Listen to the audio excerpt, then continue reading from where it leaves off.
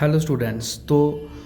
In this class we are going to do exercise 10.1. In the last video मैंने आपको कराया था theorem 10.1 और 10.2. अब एक्सरसाइज 10.1 करेंगे, उसके बाद हम एक्सरसाइज 10.2 करेंगे. तो एक्सरसाइज 10.1 का जो फर्स्ट क्वेश्चन है वो ये है कि how many tangents can a circle have, कि एक सर्कल में कितने मैक्सिमम टेंजेंट्स हो सकते हैं. तो एक सर्कल में कितने टेंजेंट्स हो सकते हैं. मैंने, अगर आपको याद होगा, मैंने सर्कल की आपको डेफिनेशन कराई थी कि सेट ऑफ इन्फिनाइट पॉइंट्स. तो जैसे ये जो सर्कल है ये बहुत सारे पॉइंट से मिलके बना है ना. ये बहुत सारे पॉइंट से मिलके बना है. तो एक पॉइंट चाहिए होता है एक टेंजेंट बनाने के लिए. तो यहाँ पे इन्फिनाइट पॉइंट्स हैं, तो इसका मतलब है इस पे इन्फिनाइट टेंजेंट्स बनेंगे, है ना. तो आप क्या लिखोगे, since a circle consists of infinite points, one tangent require only one point, therefore a circle can have infinite tangents. ठीक है. तो इस तरीके से ये आपने याद रखना है, क्योंकि एक सर्कल पे एक पॉइंट है. टेंजेंट क्या होता है, टेंजेंट ये होता है कि एक ऐसी लाइन जो सर्कल को एक पॉइंट पे टच करती है. अब सर्कल पे कितने पॉइंट हैं, इन्फिनाइट पॉइंट है. अगर इन्फिनाइट पॉइंट है तो उसके टेंजेंट्स कितने बन जाएंगे, इन्फिनाइट टेंजेंट्स बन जाएंगे. ठीक है. तो circle can have infinite number of tangents. Next question है हमारा, इसमें फिलअप्स हैं. ठीक है. तो ये स्टेटमेंट्स ऑलरेडी मैंने आपको एक्सप्लेन कर चुका हूँ, जो फिलअप्स आपको आने वाले हैं. तो देखिए, a tangent to a circle intersects in dash points. जैसे सपोज करो ये अगर कोई एक छोटा सा सर्कल मैं ड्रा कर रहा हूँ, तो इस पे टेंजेंट उसको कितने पॉइंट पे इंटरसेक्ट करता है, ओनली एट वन पॉइंट, है ना. बिकॉज मैंने टेंजेंट की डेफिनेशन ही यही है कि टेंजेंट सर्कल को सिर्फ कितने पॉइंट पे इंटरसेक्ट करता है, ओनली एट वन पॉइंट. ठीक है. सेकेंड है, a line intersecting a circle in two points is called.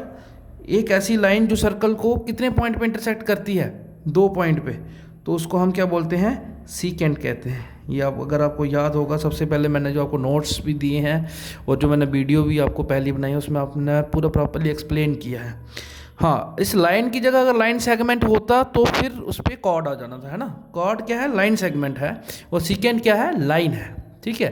Third आ गया, a circle can have dash parallel tangents at the most. एक सर्कल पे कितने पैरेलल टेंजेंट्स मैक्सिमम हो सकते हैं. जैसे सपोज करो ये है एक सर्कल और इस पे कितने मैक्सिमम पैरेलल टेंजेंट्स हो सकते हैं. उसके लिए आपको एक डायमीटर ड्रा करना पड़ेगा. तो एक यहाँ पे आएगा तो एक यहाँ पे आएगा. तो मैक्सिमम जो पैरेलल टेंजेंट्स आप ड्रा कर सकते हो दैट आर 2.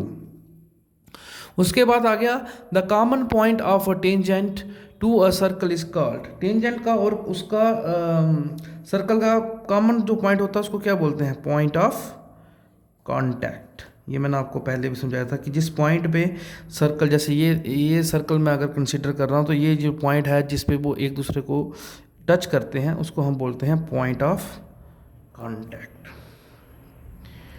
तो ये हो गया हमारा question number second.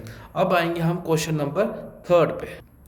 Next question number third, a tangent P Q at a point P of a circle of radius 5 centimeter meets a line through O at a point Q so that OQ is equal to 12 centimeter. Then length PQ will be what. देखो, बड़े ध्यान से इस question को आपने समझना है, उसके बाद हम इसे ध्यान से समझें. आप उन्होंने क्या बोला कि PQ टेंजेंट है एट पॉइंट क्या है सर्कल का, उसका रेडियस जो है आपको 5 सेंटीमीटर दिया हुआ है, और बोलता है meets a line through centre O at a point Q. कहाँ O से निकलती है एक लाइन और कहाँ तक जाती है, Q तक जाती है. और किस तरीके से जाती है कि OQ is equal to 12 centimeter, right. तो लेंथ PQ आपने फाइंड करनी है. अब ये बहुत आसान है. OP क्या है, रेडियस है, PQ टेंजेंट है, तो P क्या है, पॉइंट ऑफ कांटेक्ट है. तो ये एंगल कितना बन जाएगा आपका, 90 डिग्री बन जाएगा, because radius at the point of contact with the tangent is perpendicular. अब मैं ट्राइंगल लूँगा O P Q. In triangle O P Q, अब ध्यान से देख रहे हो इस ट्राइंगल में हमारे पास ओ क्यू क्या है, हाइपोटेन्यूज है, O P 5 centimeter, P Q हमारा पाइथागोरस थ्योरम हम लगाएंगे और पाइथागोरस थ्योरम लगा के ये हमारा निकल जाएगा। पाइथागोरस थ्योरम क्या कहती है, अगर कोई एक राइट ट्राइंगल है उसका जो हाइपोटेन्यूज का स्क्वायर होता है वो अदर टू साइड्स के स्क्वायर्स के सम के बराबर होता है। तो मतलब हाइपोटेन्यूज का square is equal to perpendicular square plus base square.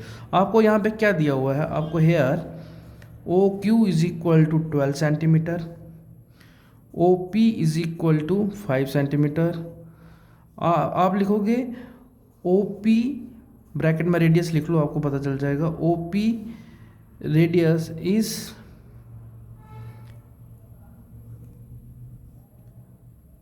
Touching circle at P, उसको आप पॉइंट ऑफ कांटेक्ट लिख दो। Therefore, इससे क्या हुआ, OP is perpendicular on PQ because radius at the point of contact with the tangent is perpendicular. Therefore, triangle OPQ is a right angled triangle. ठीक है जी। अब ये राइट एंगल ट्राइंगल होगी तो इसमें हम पाइथागोरस थ्योरम यूज कर सकते हैं। तो यूजिंग PGT क्या बनेगा, OQ का square is equal to O P square plus P Q square, right. इसकी वैल्यूज पुट कर लेंगे, 12 का स्क्वायर इज इक्वल टू 5 का स्क्वायर प्लस ये हमें फाइंड आउट करना है 144 is equal to 25 plus P Q square. It means P Q square is equal to 144 minus 25। It means P Q square is equal to 119, square आगे जाएगा तो under root बन जाएगा, under root 119 centimetre. तो इस right option is D1, right. तो इस तरीके से ये हमने क्वेश्चन कर लिया। हमने इसमें हमें पता था कि OP रेडियस है और PQ टेंजेंट है, तो ये क्या होगा, परपेंडिकुलर होता है, क्योंकि रेडियस जो पॉइंट ऑफ कांटेक्ट पे होता है वो क्या होता है, परपेंडिकुलर होता है।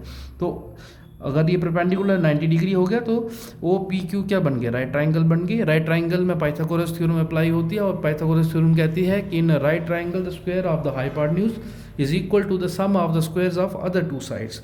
मीन्स OQ का square is equal to OP square plus PQ square. तो हमने अप्लाई करके इसका आंसर आ गया अंडर रूट 119 सेंटीमीटर।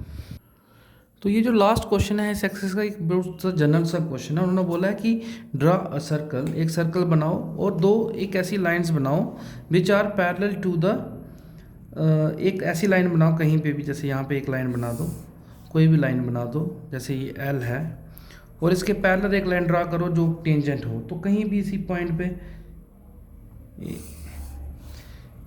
और एक ऐसी लाइन ड्रा करो जो कि सीकेंट हो।